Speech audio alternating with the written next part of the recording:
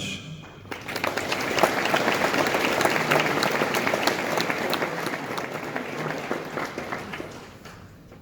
Thank you, Dr. Blanc.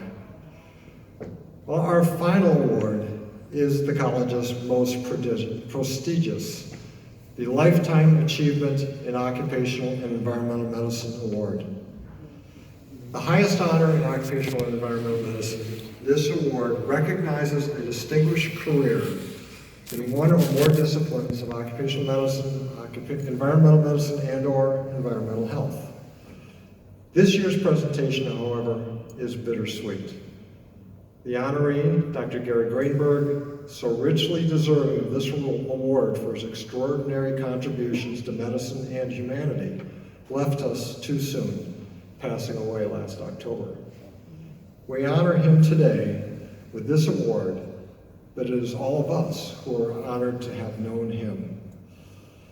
Representing Gary and his entire family is his sister, Julie Hazan, and her husband, Stan. Would you both please come forward to the podium?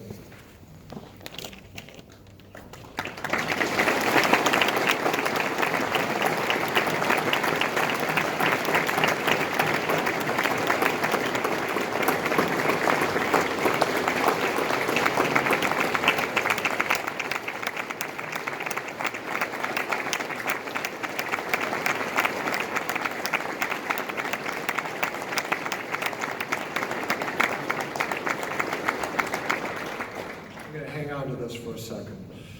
Today we are honoring one of the best of us, Dr. Gary Greenberg, who is a giant in our field.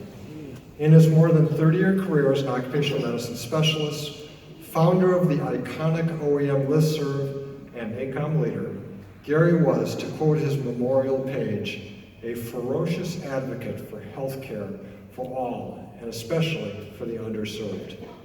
He truly exemplified all that is good in this world, caring deeply for each and every one of his patients, students, colleagues, and staff. Taken too soon, he was an inspiration to all who knew him. Julie and Stan, please accept this award on Gary's behalf with our greatest appreciation and deepest condolences.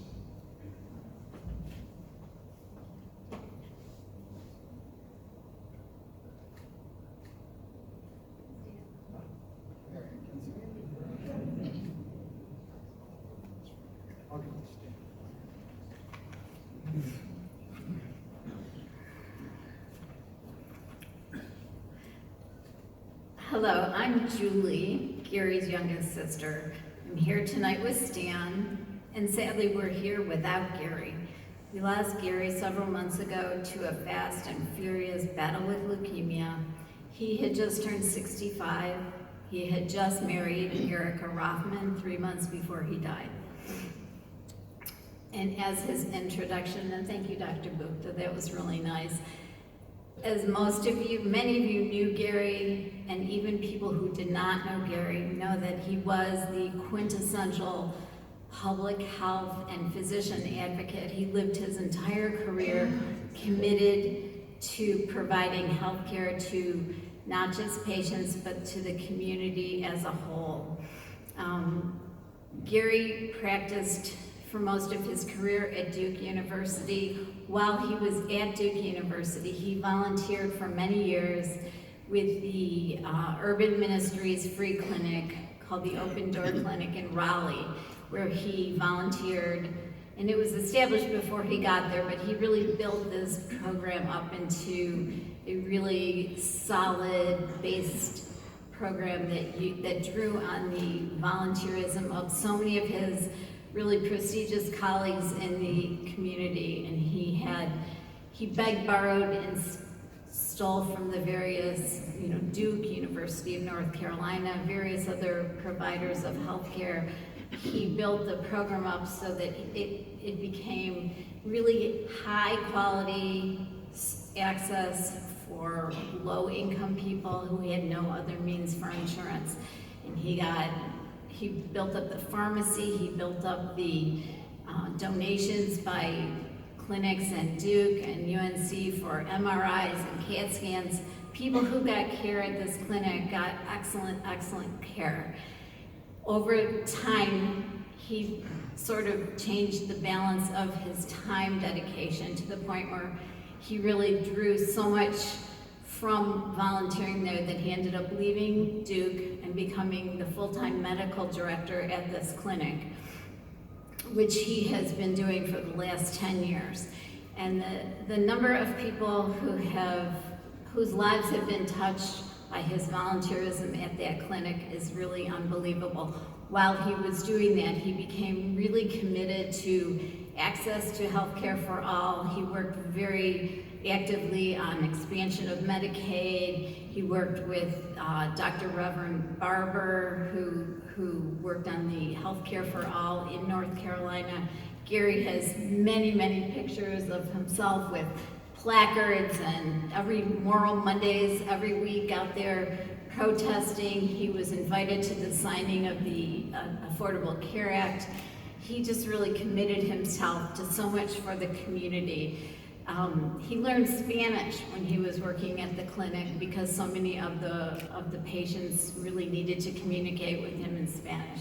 That was, I think, just a really telling part of Gary that he would, on his hour-and-a-half commute or whatever it was to Raleigh, he would play his Spanish lessons so that over a couple of years he actually became fluent in medical Spanish so he could communicate with his patients. He ended up when he was told that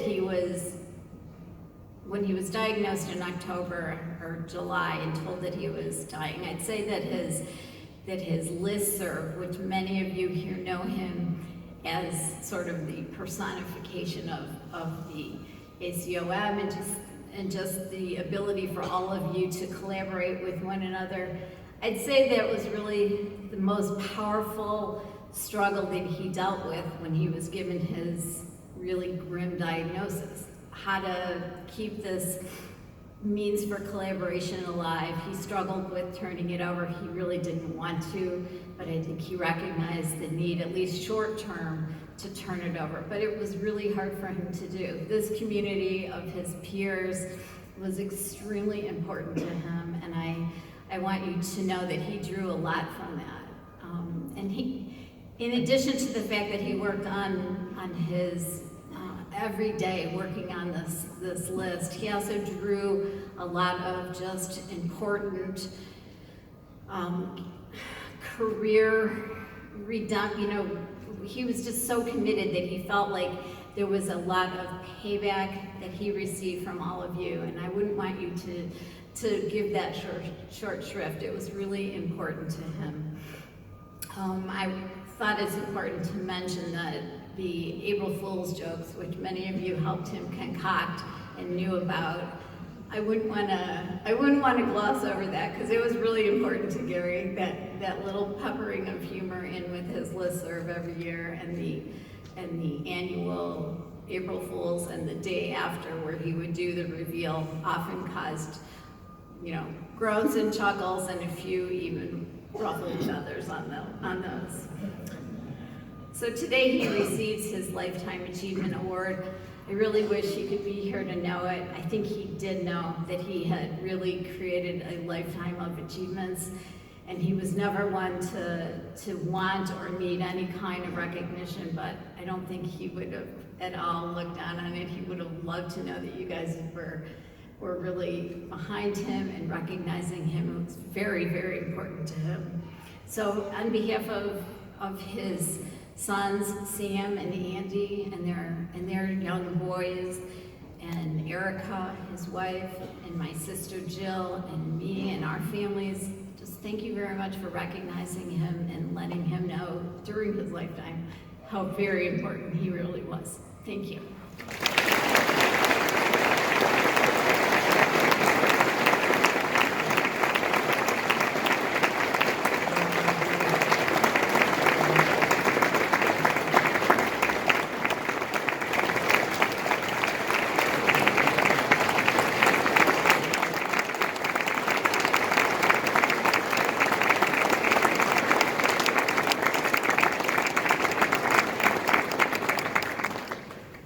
Thank you, Julian Stan. And again, our deepest sympathies.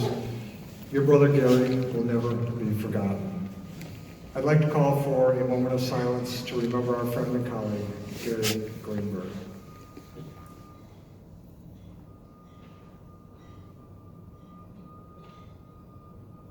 Thank you, ladies and gentlemen. Well, this concludes our award ceremony.